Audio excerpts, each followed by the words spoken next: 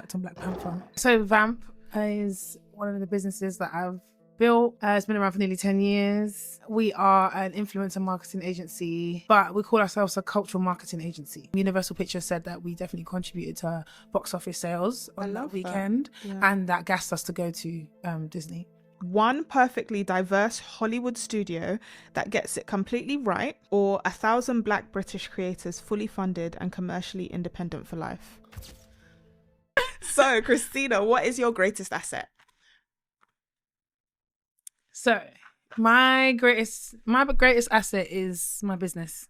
Ooh, Vamp. Tell me why. Tell me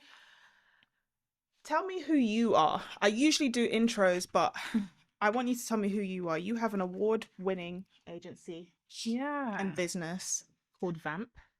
But tell us more. Tell us about you, Christina, the serial entrepreneur. Serial, God willing. But yeah, so Vamp is one of the businesses that I've built. It's been around for nearly 10 years. We are an influencer marketing agency. Do you know what? Vamp wears many hats, and I think having conversations with people are always kind of a bit confused about like what services do you kind of deliver. But we call ourselves a cultural marketing agency. Nice. That's what we call ourselves. Nice. So that means we do PR, we do influencer marketing, we do talent management, we do event management and planning, we do digital planning, we do quite a lot of things. There's so many things to do under our belt. But if I think about a Michelin star restaurant and where that comes from tires. So I think so often we feel the need to define things in a way that's not necessary. We went into Zara the other day and they've got a collection with Ford, the car company. So now I'm just like, let's just all do everything that we want to do under business. Anything now, right? Exactly. You know, you think about supermarkets and where do they start? They start with selling other people's goods, look at the recipes and make their own version. Yeah, that's true. But yes, welcome. I was actually saying to my husband earlier, I think the landscape of me being a female entrepreneur would have been much different if I didn't have you as a friend. No. Yeah, we're friends, guys. Yeah, we're friends. But like, when I think about it, there's just so many men's names that I can just tick off and say we know this person, that person. But when it comes to like bold, audacious women, first of all, there was a time where there wasn't many of us, even when we went to like, I don't know, workshops about how to be a CEO when we were early 20s. Although there were a lot of women in that room, a lot of women did not make it. For whatever reason, they chose a different path. And I'm just like, you're the one who stuck it out. I stuck it out. But I struggle sometimes with listing off names for women the way, especially Black women, the way I do with like our Black male entrepreneurial friends. Yeah. So I'm very grateful for you. Oh, thank you. You too. You too, girl. So yes, let's talk. I want to talk about Vamp and how you got started. Yeah. And also your internship at Google. Was it internship at Google? Yeah, internship at Google and Canon, and just your journey so far. Yeah. Business wise, I think if we take it way back, I knew I always wanted to be in business. Yeah. But I just didn't know what I wanted to do. But luckily, I didn't put that much pressure on myself when I was younger to be like, this is exactly what I needed to do, because I can list off all the things I thought I was going to do and what I actually landed on, you know. I did an internship while I was at uni at Canon. I was a product planner. That means just counting products. We sold printers, very boring. But we talk about the culture of that company. It was a Japanese company, and there's a lot that you can learn from Japanese people and the way that they worked. And then I went on to work at Google, intern at Google for a couple of months. And obviously, when you're at Google, I always say you're around smart, nice people. People are very highly, highly intelligent, but they're also quite nice, which is, I know I say that and it sounds like, oh, but there's a lot of smart people that are not very nice. Agreed. So yeah, it was very nice. It was good to learn from people. Then I went back to uni, and then I think that's when no, that's not when we started Vamp. We started Vamp before that. It's always so weird to. Oh, you started Vamp when you were in uni? Yeah, but we didn't register it. Okay, I understand. Yeah, the concept was there because we started managing our friend Mara Musa. Yeah, and we met her at uni. Yeah, so we started at uni, but the concept was different. We were just like helping businesses, like with their marketing, and obviously they happen to be Black businesses because our network was Black businesses. And then we kind of pivoted into influencer marketing. And then I'll never forget, we used to have like, what was it like?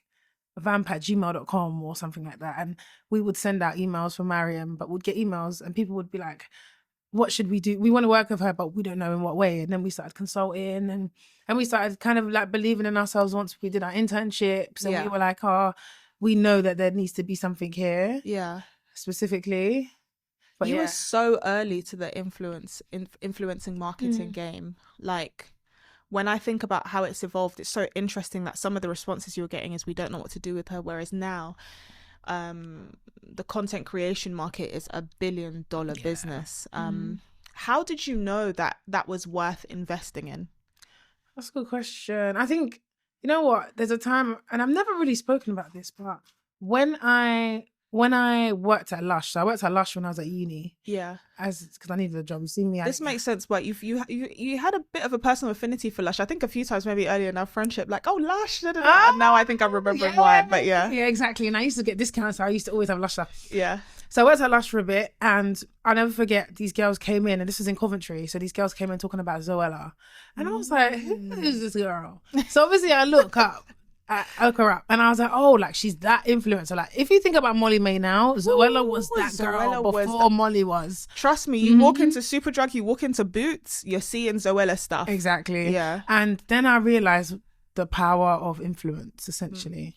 And I think I started to realize there's a lot going there, but you got to remember, you don't know what you don't see. Yeah. Because you can see Zoella, but Zoella don't look like me. She don't. Yeah. I'm not influenced by her. I watched her stuff and I was like, this is great, but I'm not gonna subscribe. Yeah. Because I'm not gonna take in her stuff. But she is very influential, and I think I realized that there's a big important factor there, and also there's an important factor about the fact that people don't know how to monetize that industry. So we wanted to learn, we wanted to support people, and you wanted to monetize it, essentially. What you said is so important, that Zoella was big, but you weren't necessarily influenced by her. I think a lot of people say, oh, it's saturated now, but I'm like, but what's the representation? Some things can be so small. There was a time where when I started talking about finance, it was small, now it's getting bigger, but that representation is important, because just because you don't necessarily need to be influenced by the person who is the biggest star out there, you need to be influenced. And of course, many people, I'll say, have been influenced by you and Vamp and everything you've done. And how have you handled that kind of, what's a way to put it professionally, how have you handled the so-called competition that's come in? That's a good question. Competition. The thing is, you see me, and this might sound unhumble because I think in the UK we're obsessed with humbling people. I want you, especially as a woman, be the opposite, be confident. Yeah, I don't see people as competition. I didn't grow up in a family that made me compete against my siblings. I didn't grow up in a place where I'm always competitive. I was very competitive in sports. I played netball, I played football, I played a lot of things, but that's kind of like group sports. Yeah. And I think I don't see people as competition. I think that everyone has their own lane and you need to run your own race. Yeah. I understand that you might look to the left, look to the right of you, you might see people there or front or behind, but I think it's all about not leaving your lane, essentially. I think that's important, everyone does that. But then again, I do love competition, because I think if you think about capitalism, which is what business is from, it's about competition. That's how you're going to grow. That's how you're going to leverage certain things. Yeah. So I think the AI revolution is showing that now. Whether it's Google or OpenAI or Meta, nobody wants to be the company that's left behind. Nobody wants to be that one that they didn't pivot, because we all look at, is it Kodak that sometimes people talk about, oh, they didn't pivot in time. Blockbuster, Nokia. Oh yeah, of course. I wonder what Nokia are doing now. But people still love the snake game. It's still a legacy game, but they never managed to. And BlackBerry.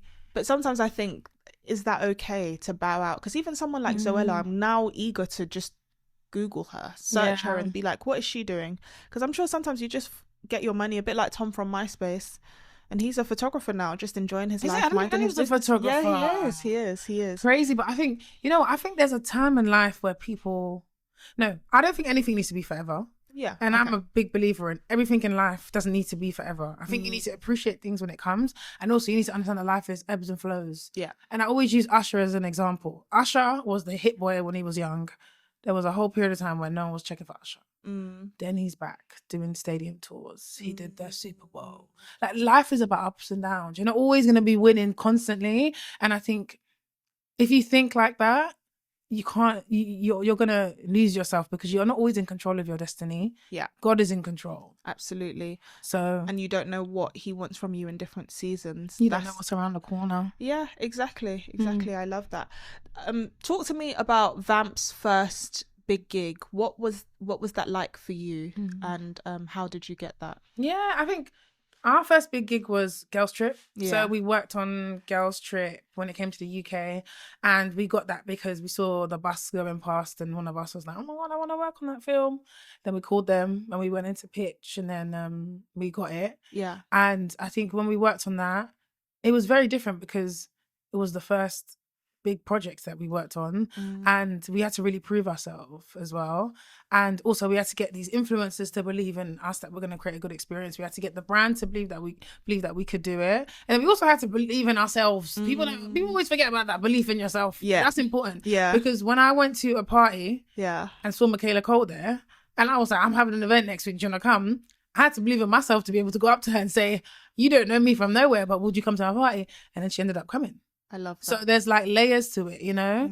And yeah, we did really well. And the Universal Pictures said that we definitely contributed to box office sales on that weekend. And that gassed us to go to Disney. Yeah. And we worked on Black Panther. Then we work with Disney till now.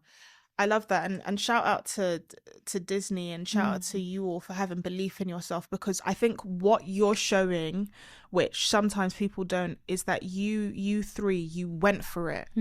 Because Vamp is founded by three of you. You went for it, which I love. And I want to do another episode where I get all three of you. Yeah. Like Destiny's Child. But I love that you just went for it, as opposed to now I feel like we're in a bit of analysis paralysis era where people are like, what should I do? And I'm like, do something. Make a step, make a move. Whereas you three were believing in yourself, you're going up to people, you're being audacious, and I feel like audacity is what's missing. Absolutely. And I'm not just talking about a quick DM, like all of this behind screens. You went up to her in person and you had that conversation. And I remember seeing, social media's changed so much, because as soon as you said Girls Trip, I remember watching the video of people at Girls Trip and you all organizing it, and I was so amazed. I think there used to be this big difference between the UK and the US, and even kind of the black market in both. And the fact that you were able to make that happen, I was just like, guys, it's only up from here. Because I was like, Queen Latifah, Jada Pinkett, like I couldn't believe it. And like, I've just gone back to that feeling.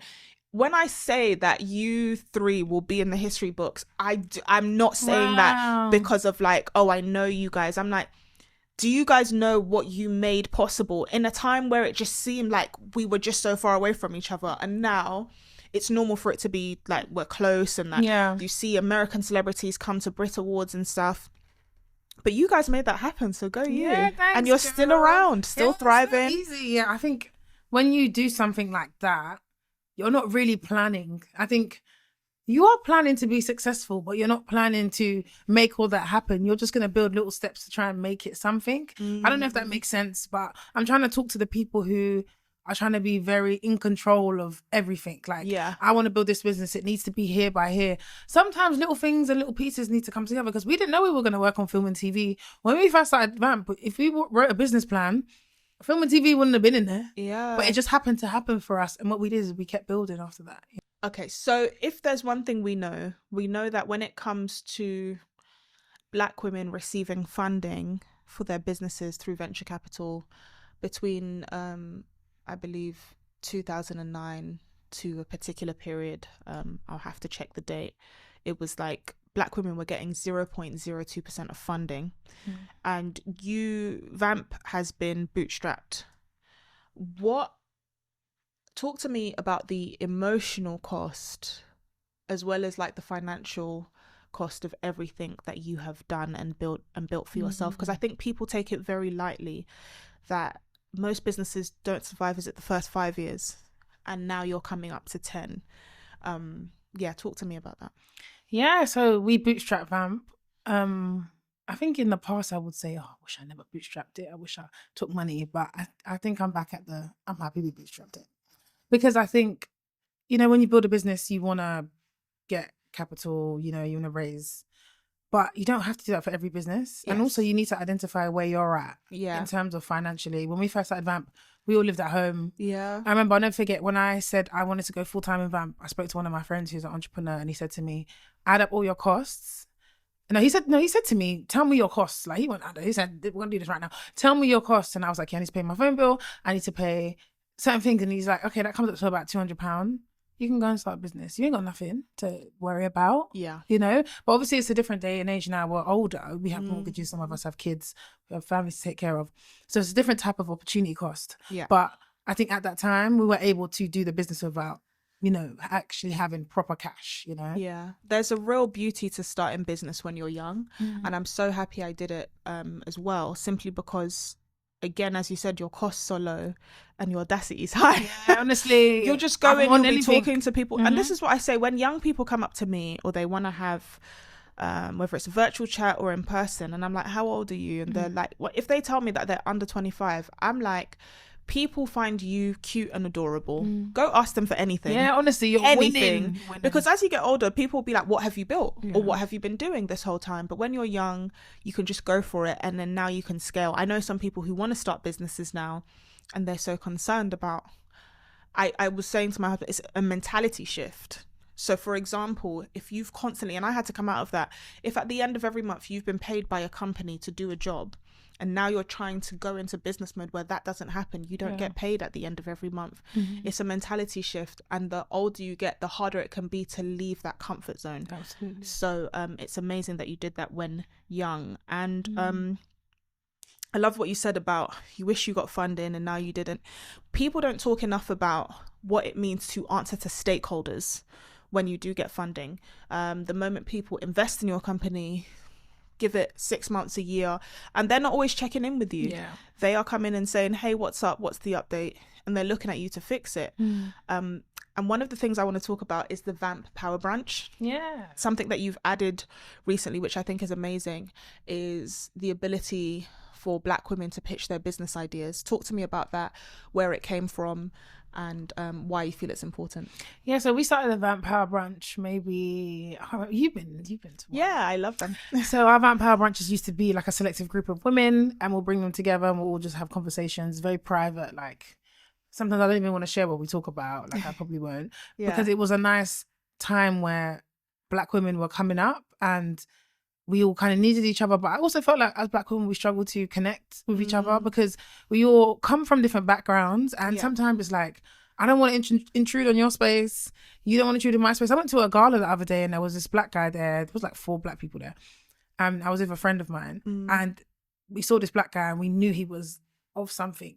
And we were like, let's go up to him.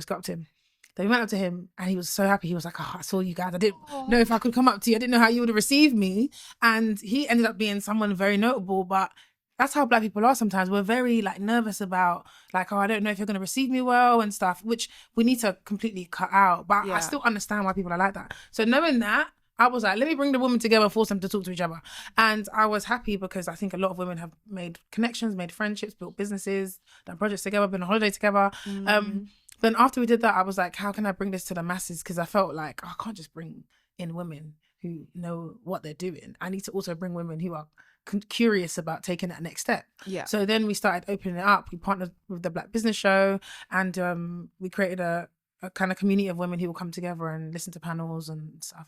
But we introduced the Power Pitch, which I introduced this year, well, last year, 2025, which was, I got women to apply to pitch to judges who are investors, kind of C-suites in their business or like kind of business owners. And it was all Black women. And I just loved it. We gave them what, 10 minutes or no, I think we gave them 15 minutes. I can't remember. And the way they just pitched their business and also just watching them pitch in different ways made me realize that we all need to there needs to be some support in this game. Yeah. If there was, it's so interesting because sometimes I was going to say could it be televised where possible? Could we find a way to put it on social media, which, you know, there's more people now who watch digital media than traditional TV, for it to get to more people, because I don't think I wasn't there for that one, and I really wish I was, and I'm excited to see more of them, because people need to know what it even takes to pitch. Even with me doing angel investing, somebody, shout out Julian from Yendi Skin, he gave like a live demo of Yendi Skin, and I think at that point people who have had ideas for businesses said, oh, this is the level I need to present at. And I think sometimes without having that structure, people don't even know where to start. Exactly. So in the end, they're just like, yeah, someone showed me a picture the other day, bless her, but she was very young, very sweet, and I just said, this is a lot of text. And I've had to learn that myself. I've had ideas, and then VCs have said, this is nice, but this is a lot of text. You just have to remember, people don't always have time to read that. So it's so important. Again, representation matters in this way, because people need to know.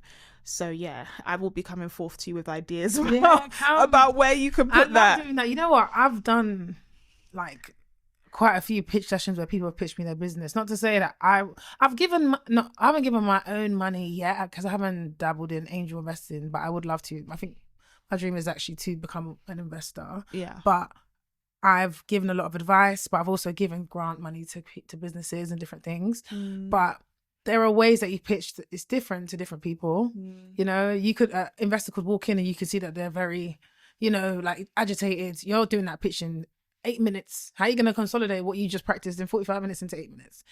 You got to be agile in this game. Yeah, you do. Something that you've spoken about is being able to manage your personal finances differently from your business finances. If you could give someone 3 tips on how to do that, what would they be? Girl. Yeah. Do you know what? There's reality, and then there's like what actually happens. Like when you run a business, especially when you're bootstrapping, it's hard to separate yourself from the business. You think you're one. But when you actually get investment, you can actually say, this is my salary, this is the business, this is the outputs and all that. But I think that no matter what, even if you're bootstrapping, you need to see yourself as an employee of your business. No matter what, you should pay yourself. And if you don't pay yourself, put that in a pot of my business owes me X, and be like, by 3 months, my business needs to give me X. If they don't, this is the interest I'm putting on top of it. And I know that sounds mad. No, you're investing in your business. You need to get the money back. And that's something that I wish we did. And obviously that's the problem. It's like business will go well, and you know there's times where you're paying yourself more than you even need to, through dividend or through other ways. But there's also times where you're not paying yourself anything. And one thing I always say is like your personal finance is so important to who you want to become.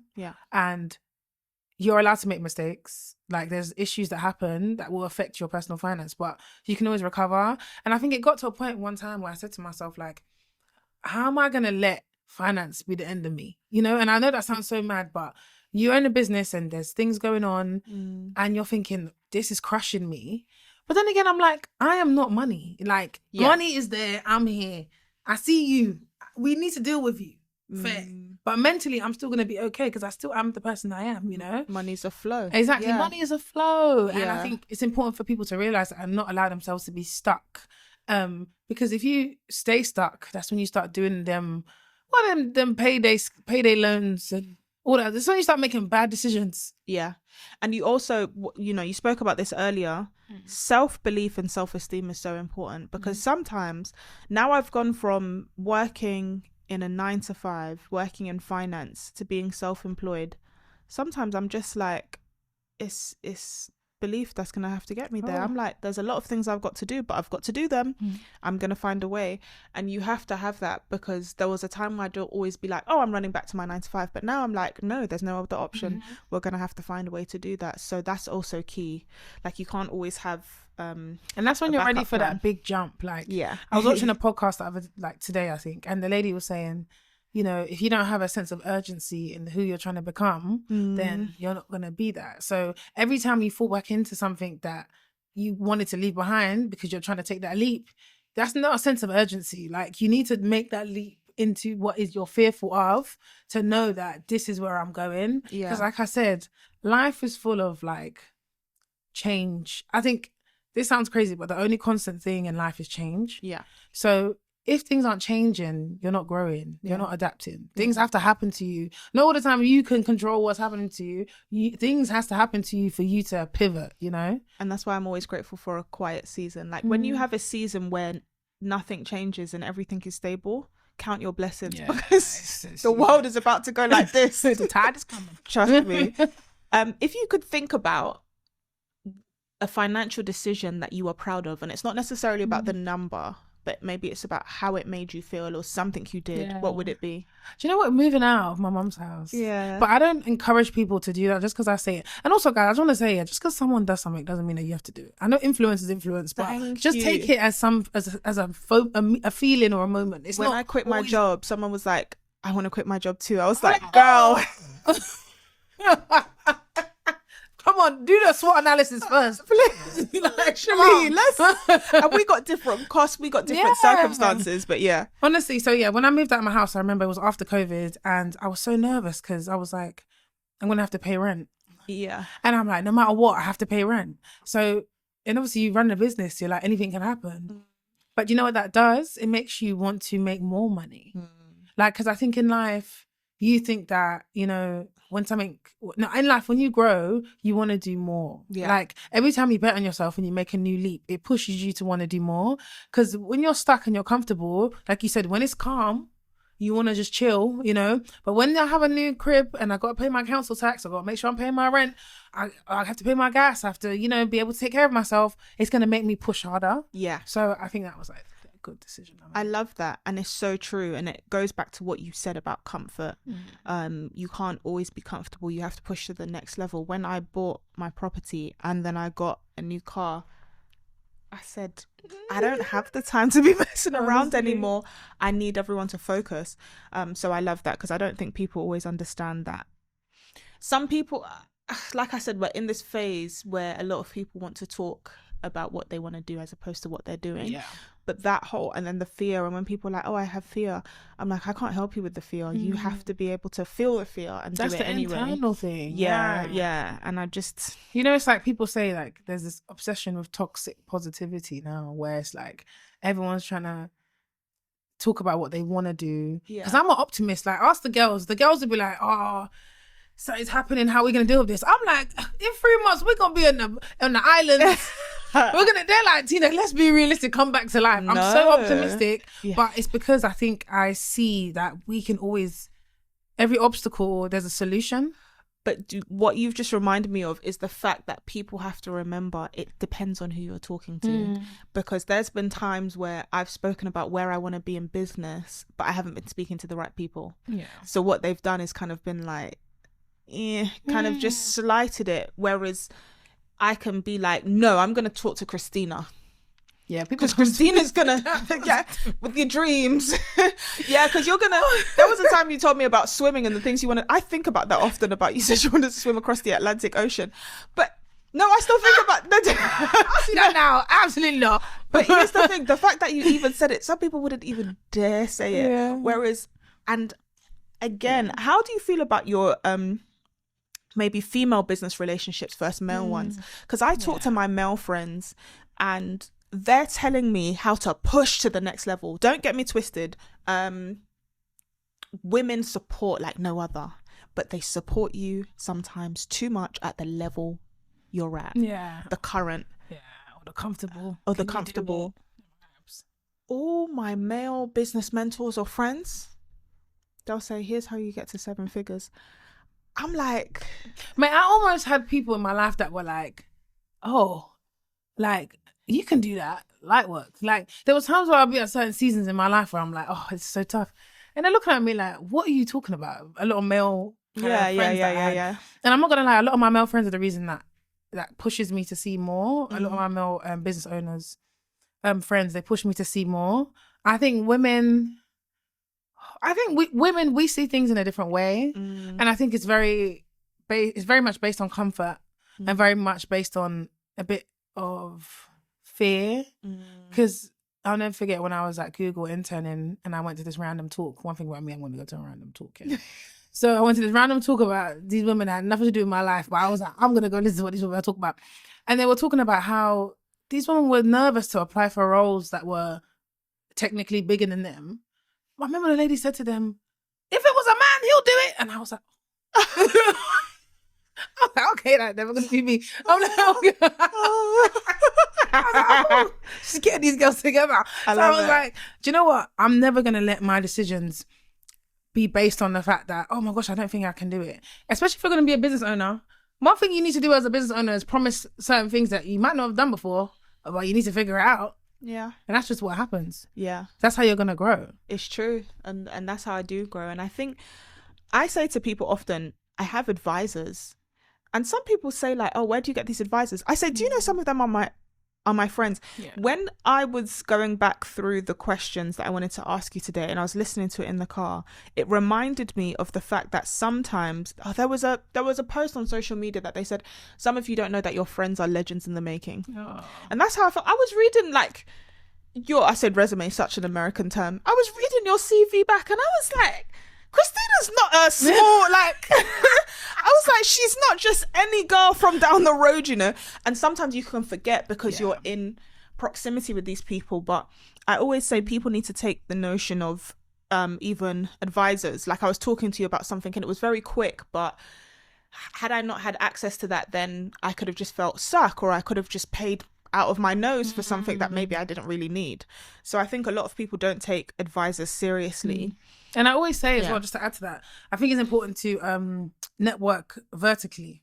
I think that you should be networking with your peers more. So horizontally, do you mean? Oh yeah, horizontally. Yes, English. It happens. Horizontally, yeah. And because, for example, Ibrahim Jide from Guap, we have been like with them for years. When we first started Vamp, there's pictures of us doing a photo shoot in South Bank. I don't know why we did this photo shoot, but it was when we all started our businesses. And I've always felt like I could network horizontally with them. So I've always felt like, I remember one time we just had a meeting and we were just speaking about drama in our, not drama, but like business what's going on issues. In your business, yeah. And we were just like, oh my gosh, what happened to you? Yeah, oh my gosh, what happened to you? We were like, oh my God, this is how we dealt with it. This is how we dealt with it. And you need that. You need your peers. It's not every day looking at these people that have quote unquote achieved success. You don't know what they've done to achieve. You know, I'm big on that as well. I'm big on you don't know people. So you being influenced by them, you being guided by them, you think that you thinking that they're above you when you don't know them. Yeah. You need to really look into yourself if you're doing that. I think it's important. People shouldn't let money blind them and think, this person's made this much, that must mean X, or okay, it just means that they have money. And I think the last few years on social media and us having too much access to anyone really has just shown, I'm like, some celebrities are idiots. Like I've proper just thought, I can't listen to you. I don't care how much money you've made. No, thank you. This isn't good. We shouldn't. I can look at what you're doing and I could be inspired by the hustle and the process. The strategies. Yeah. When you study business, you're studying strategy. You're studying the way people have done stuff to achieve things. Study the way that, go on their Wikipedia page. They've probably written a book. Read their book. Doesn't mean you need to emulate every single move. It just means you need to adapt the moves to what you can do and what you're willing to sacrifice, because everyone's sacrificing something to get somewhere. So you need to really look at yourself, because you don't need to sacrifice what other people are sacrificing. But just kind of think about that, you know. What permission are you giving the next generation of Black women in business that you never had? Permission. That's a good word. You know what? I always say belief in yourself, but I want to just really focus on the ebbs and flows of belief in yourself. Like, because as a woman, we go through ups and downs. Yeah. Hormonally. Like, let me tell you something. I can feel good one day. Next thing you know, talk about the hormones enough. Mate, it could be that time of the month coming and I could be so angry. I could be so upset. One thing could take me out, you know? And it gets stronger. And this is the thing about doing business pre-25. There's something that started to happen in 25 to 30 where my hormones got so much stronger that I was just like, I can't do this. I'm an absolute failure. Just forgetting that, hey, it's probably just your hormones running rampant. But yeah. Exactly. And I think we need to acknowledge that more and realize that sometimes we need time not just a break, but we need to give ourselves a break. Like, we can't always be running at 100%. You know, you have to find time in the low parts of life to really figure out yourself and what you can handle and what you can achieve. So I think I say that to say the permission is, I want to give more Black women permission to understand that life is full of ebbs and flows, and you're not always going to be on top, because I understand as Black women we're at the bottom of the totem pole, but we're also expected to push the hardest. So you're not always going to be able to push the hardest all the time, because you go through stuff, you know, from family to finances, you know. So just understand that, sit in it. And you run a business with 2 other women, and I love that you're all still in business together, because there's a popular saying, who you get into business with is who you get into bed with. What would you suggest to other people who want to have business partners, and how do you handle tough conversations about finances and business? Do you know what I think? First of all, if you're starting a business, just get a CFO, because let me say something, we've got CFO now. It makes life so much easier. I can imagine. There's 2 ways. Obviously, some people will have a CFO and just let them do what they need to do. They'll clock out. If you're not good at numbers, you might just let them do it. But there's also a way of making sure that you're with your CFO understanding things, because the more you understand money and finances in your business, the more you understand why certain decisions should be made or should not be made. And I think that's really important, because I think at Vamp sometimes we made decisions without looking at our finances properly. We looked at it, obviously you look at your bank account, you look at your books, you're like, I got funds, but you're not looking at the long-term side of things. And I think it's important to do that. Wait, I lost my train of thought. Where was that? Wait, what was the question? Oh, yeah, the question was, how do you talk, how do you have conversations about money with co-founders? So get a CFO, get them to funnel that conversation, but also just put in time. I think put in like, not even bi-weekly could be too much, like monthly calls about money, because we're all scared to talk. Even me, I'm not gonna lie, personally sometimes I'm scared to talk about money, because say I go get my nails done, and I'm like, how much is it? I know it's not going to be the price that I saw on the sheet, because I've got some extra stuff. So you're going to tell me a price, and I'm like thinking, oh my gosh, that is so awkward. Like, but now when I'm in the shop, how much is it? £38. Why? What happened? What? Where you get the extra £2 from? Oh yeah, they've got to take that off. You've got this. You've got this type of gel. I don't want you to, and I think it's so important for people not to think that it's got anything to do with ego. It's got nothing to do with money. It's got nothing to do with the fact that you're broke. It's got to do with the fact that you need to stay on top of things. You can't just let things in life happen to you, you know? Like, be on top of it. If it's more than what you think it is, or it's less than what you think it is, or someone owes you an invoice, or you owe someone an invoice, have a conversation with the person. Don't be scared, because that's the reasons why a lot of relationships break down, is you're not having that kind of conversation about money. A lot of women are told that they need investors to scale. A lot of people are told that, but you've done it differently. What has bootstrapping protected you from? Oh, girl. Because, I just said, sometimes I wish I raised finance. And sometimes I wish you're happy. Bootstrapped. But I think what it's protected us from is from outside thought. Because when we first started Vamp, people were like, are you sure you want to service the Black community? Are you sure you want to focus on Black culture? If we had an investor, and doesn't need to be a white man, doesn't need to be a Black man, you're just thinking about commercial success. They might be like, the majority of the UK is, white or not Black, or you should focus on everybody, focus on traditional. We wouldn't be who we are right now. And I'm not saying you don't need to listen to people, but I think when you're building something that you haven't seen before, you need to really rely on yourself. So you're not answering to an investor. But then again, it's like there's 2 sides of it. Like, you may not be answering as an investor, but an investor could open doors that you might not be able to open yourself. So you really got to think, do I need money? Can I do this myself? I wouldn't ever push someone to struggle.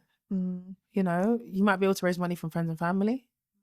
You might be able to get a loan, but when you have an investor or someone has a stake in your business, it's higher. But also, you might need someone to push you. You see me, the one thing about me is I'm so un-black and white. I always think there's a grey area in life. Nothing is ever black and white for me. You can never ask me a question and think I'm going to be on one side. Yeah, I do love that. If there's something I think women do struggle with, women can struggle with negotiating, whether that be in the workplace, in their job, in business. And the hair salon. That too. I didn't even think about that. When it comes to negotiating, have you always been comfortable with that, or is that something that you've had to learn over time? I think I've had to learn it over time. I think when you're negotiating on email, it can be difficult. But when you're negotiating in person, you can see people's mannerisms. So you kind of know where you can fall. Yeah. But I think when you're on email, it's like, oh my gosh, that person can stop talking to you. You know? Yeah. And you which can is do very something. rude. Yeah. And then you can question yourself, oh, should I have said that? Maybe I should have said something different. But I always feel like just ask. I think we have an issue with asking for more, you know, or just being able to negotiate in a way in which like you haven't maybe seen before. But I just think a lot of people need to learn how to negotiate. I'm big on any skill you have, sales needs to be there too. I have learnt this that, oh my gosh, you think, you need IT, finance, law. It's sales you need. You can hire everything else. I'll never forget my goddaughter had my iPad and she said to me, no, her sister said to me, she wants to use your iPad for a couple more days. I said, give her the phone. She said, yeah. I said, tell me why you want to use the iPad. And then she was like, well, da-da-da. I said, okay, cool, take it. But it's for me, it was like, I want you to ask me and tell me why, because that's the beginning of negotiation. You explaining, you know, you might think negotiation is constantly going back and forth, but you could say something to me and I could be like, oh yeah, like explain why. You could explain it and I'll be like, oh, okay, cool, yeah, I'll give you that extra. Yeah. You know, sometimes you just need to explain. Yeah, that's all. Of course. You know? I do like that. Oh, if you could give women one piece of advice, no, let me say that again. If you could give women one piece of financial advice that would change how they build and run businesses, what would it be? I feel like you've already given it's this. the CFO. The again. CFO. Yeah. Okay, well, we are at the Asset Avenue Rapid Fire questions. There's only going to be 4 because I don't like the 5th question. So, it's this or that.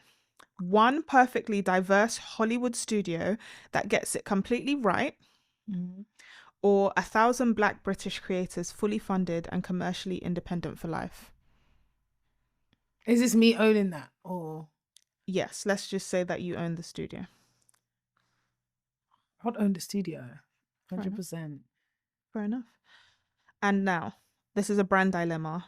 Be the face of a global campaign for a brand that doesn't truly reflect your values, or like be the business face, or stay independent with a business that's 100% aligned but half the income.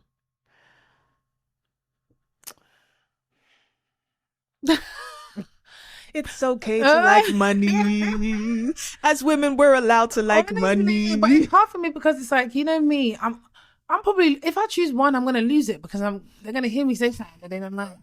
But do you know, that's what I love about you. You're the type of person to go in and pretend to negotiate and be like, I'll behave. And you say, do you know what, guys?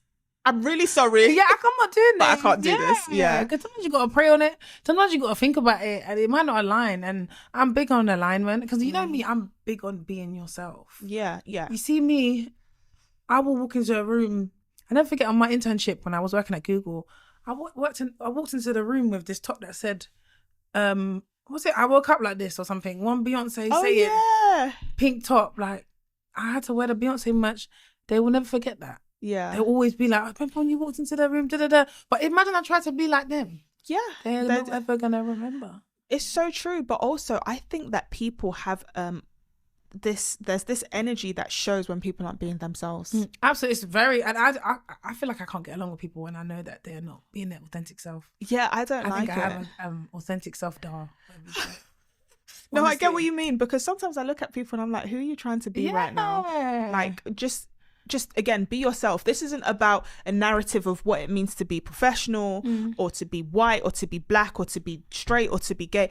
This is about, please be yourself. Because if different people in the room, are you still that same person? Or are you going, hey girl, hello madam, who are you? Because I'm confused and now I can't trust you. Exactly. And bringing it back to our friend Stacey Rush from Real Housewives of Potomac, you can have a personality offline and have a personality online. Yeah. However, you need to be constant. And also people need to know that there's not an agenda here. Like, I don't know, I can't explain it. The reason why we don't mind Stacey is because she ain't hurt no one. You know, she's protecting herself. That's why she's doing that. Yeah. Some people are doing it because they want to exploit. Yeah. And yeah, that's true. That's where I have a problem. Because I Yeah. can meet someone and I can be like, I can see you're being so inauthentic because you want me to work on something for you. How many other people you screwed over? Yeah, and you want me to join the line? No, thank you. I'll just take myself right out. Okay, so this one, the founder trade-off. Build one iconic business worth £50 million that changes the culture. One. I reckon they're going to say. Or build 10 businesses worth £5 million each that each serve a different underrepresented community.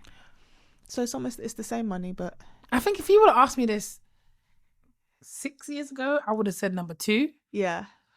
But at my age, let me just do one. Because you see me, I'm trying to have kids, get married. Like, I ain't got all the time. But when he do it? Let me just have 150 business and let me flip that and let me invest in other people too.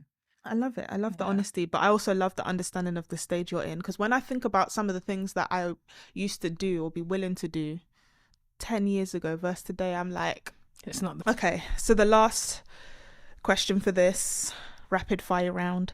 The investor seat, £1 million. I don't like the 1 million. Sorry, what's 1 million doing?